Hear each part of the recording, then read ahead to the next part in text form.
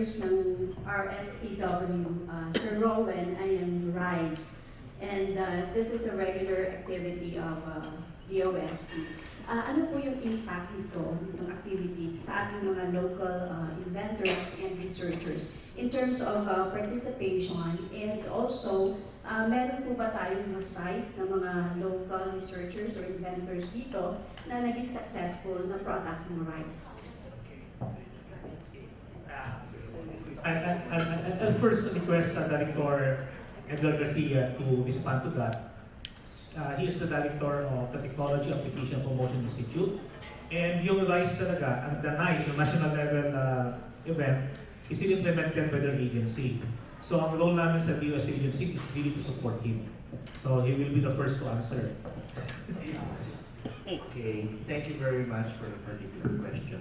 Well, the impact of regional invention contest and exhibit to the inventors or to our program is really very, very big. And in fact, we have been increasing our filing for the IP protections for those who are actually participating.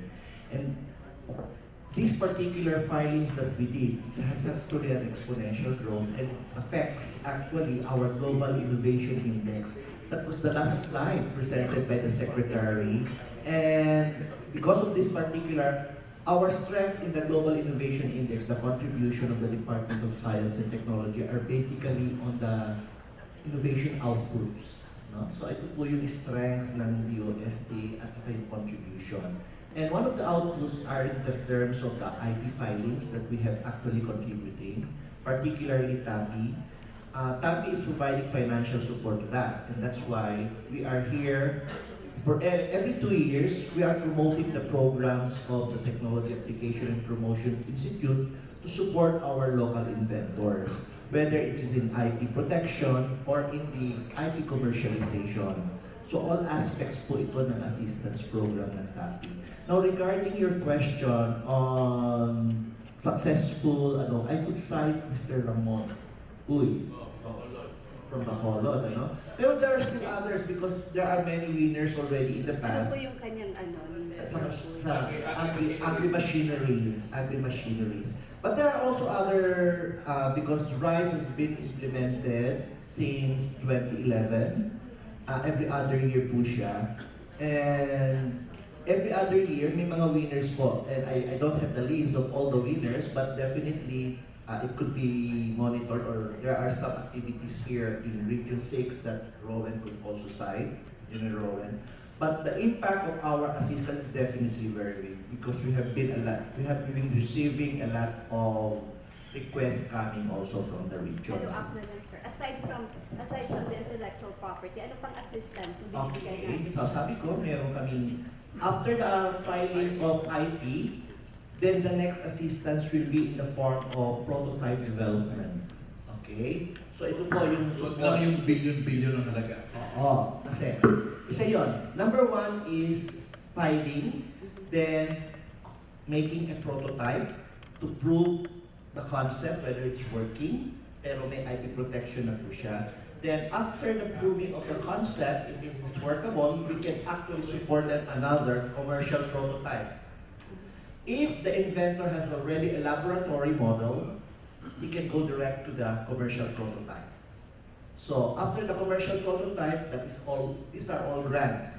Then that is for pre-commercial prototype, and then for commercialization, then we are having also financial support to that. Similar to set up, zero interest din po siya. So isa po yun sa mga support programs. Then if it is a multi-million, yung nabanggit si Secretary na hindi, that is on the program of TAPI kasi hindi kami pwede magbigay ng napakalaki. No? So we have also what we call the ITech program, which is tied up with the Land Bank of the Philippines. Because in the law, the Republic Act 7459 is intended for the commercialization of invention and innovations. Take note, commercialization. And the money allocated to the Republic Act 7459 is actually lodged with the Philippine Depository Bank. And the bank now that we selected is Land Bank of the Philippines. So there is a program to that. The inventor, if it has already a patent, take note it is already patented, then they can apply up to 10 million wherein the half of that is zero interest because the money will come from the fund that is supported by RA 7459, and the other half, almost the other half, will be supported by land bank at a minimal interest. So in short, the total interest bearing of those 10 million, definitely there will be a counterpart on the part of the inventor because this is already commercialization. So ito po yung mga programs po na top as far as assistance to inventors are concerned. Sir, Silonga? Sorry, I can't remember all the participants in our invention contest and exhibits. But suffice to say that, as pointed out by Director Garcia, there are a lot of inventors that are getting serious support from DOST, from intellectual property rights support, yung mga prototyping, yung pre-commercial prototyping also, and testing the market viability of the products under Technicom. And then for some of the inventors na medyo established na yung kanilang business, they can now avail of set-up support. Ito na yung Small Enterprise Technology Upgrading Program, and we have a lot of inventors like that. No? The most recent na malaala ko I'm asking our staff, pero wala yata nakatanggap ng mga text ko sa kanila. But yung pinakalisin kasi I forgot the name, si Mr. Noel Nueva...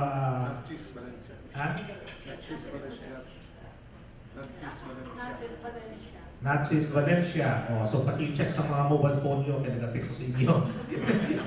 But anyway, isa siya sa mga winners before. It's a very simple, yung multi-purpose cooker niya. He started with that one, and then we were able to provide assistance sa iya. Hintay up siya naman sa isang local setup client ko naton. And it's a very good example of an inventor or a researcher deciding to license his invention to a fellow SME. No? So, they are now producing a lot of the cooker, and right now the company is being assisted by UP Visayas under its Technology Business Incubation Program sa TBI, no? Another UST program. So, doon siya nakalad sa TBI. Ang purpose ng TBI is really to incubate just like an egg bago siya mag-hatch. We are incubating startup companies so that eventually when they become more viable, they can proceed to the market of their own. No? So that's one of the most recent na remember ko nga nag-start siya as a contestant sa invention contest naton. He won in his category, and he is now moving towards full commercialization. Not all of them eventually become commercial technologies because they still have to hurdle certain constraints also in going to the market. But marami siya. So essentially, if you look at the package of assistance of the DOST, it covers the different stages in the evolution of a technology-based enterprise. From research support to intellectual property support to prototyping to piloting, and up to the level of upgrading your production facilities in order to strengthen your commercial operation. Dagdag ko lang doon, there are many categories. So inventions are usually the things that are in our mind, but there are things that are a little lower than inventions, like utility models, and then we have industrial design. So, for example, when I went to Capiz State University last year, they showed me a list of the food formulations that for which they were able to get utility model registration. This is all in addition, a while ago, there's a question on how we try to promote science and technology innovation. One of our programs under the Technology Application and Promotion Institute is the Invent School programs. We have to inculcate to the mind of our young students. We have the inventiveness and innovativeness. So we have a tied-up program with the Philippine Science High School in the form of Invent School program, wherein the Philippine Science High School now will be our trainers eventually in the region because we cannot cope up with the demands actually of the different high schools in the nationwide. So we tied it up with the Philippine Science High School to be our partner in terms of innovation promotion. Now, before we started in high school, but since we are now changing the mindset of our young students, we have now a module which is actually pilot tested already in Metro Manila and in Region 2. This is for the elementary level. So at the young mind, we are already trying to inculcate the innovativeness and awareness of the innovation, so that in the near future, that there will be our future innovators in the first place anyway. So those are our program. Let me just cite some of the inventors, researchers, and scientists that are starting to really move towards viable commercialization. Of course, earlier sa agri-machinery sector, we have Ramonhui, RU Foundry. He is an inventor, and he was really able to commercialize a lot of his invention. In the natural products sector, I hope you're familiar with Philip Cruz of Urbanex. So he's really an inventor. He joined our invention contest when he was still young. Right now, he is still young, but he has a lot of products already that can be found in the market. No? He is the first to really mainstream yung FDA-approved na tawa-tawa capsules, yung sa Urbanex. No? Although that is still considered as a food supplement. So, we have so many inventors here, and what's good now is that our researchers and inventors are starting to realize that there is a need to really commercialize. No? Hindi na yung publish or present paper and then tama na. So now we are moving towards commercialization. Let me especially acknowledge si Engineer Jonathan Salvador. Jonathan, pakitindong. Yeah. He is our researcher partner with the development of our Trimaran project. In partnership with the Classic University, he is also a researcher and inventor, and most beautiful of all, he is a former OFW who decided to come back here and then harness all the knowledge that he has learned outside in order to develop something new that can address public welfare concerns of the Filipino people.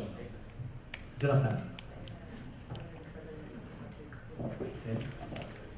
We have more questions, yes sir.